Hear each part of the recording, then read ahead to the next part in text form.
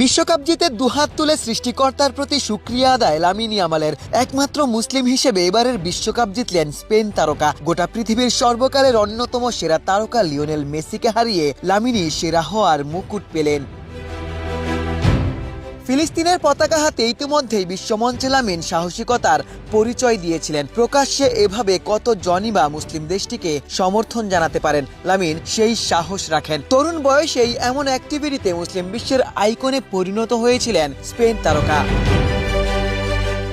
ম্যাচের আগে প্রার্থনা, ম্যাচের দারুণ পারফরম্যান্স, ম্যাচ শেষে সৃষ্টিকর্তার সন্তুষ্টি আদায়। গোটা বিশ্বকাপেই এ সবই ছিল লামিনের নিয়মিত দৃশ্য। এবার ফাইনালে মেসিদের হারিয়ে মুসলিম বিশ্বের ভক্তদের যেন গর্বিতই করলেন স্পেন সুপারস্টার।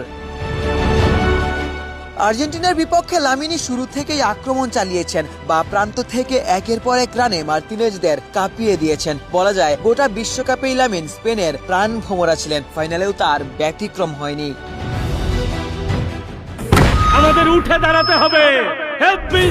স্পিড সকল অন্যায়ের বিরুদ্ধে রুখে দাঁড়ানোর এনার্জি পার্টনার। মাত্র 17 বছর বয়সেই ইউরো জিতেছিলেন, 19-এ এসে বিশ্বকাপ জিতলেন। ইতোমধ্যেই বার্সেলোনা এবং স্পেনের মেইন ম্যান লামিন ইয়ামাল সমসাময়িক প্রত্যেককেই ছাড়িয়ে গেছেন স্পেন সুপারস্টার। তবে আকাশসম খ্যাতি পেলেও সৃষ্টিকর্তাকে কখনোই ভোলেন না লামিন ইয়ামাল, যাকে দেখে অনুকরণ করতে পারে ভিন্নধর্মী স্প্যানিশরাও।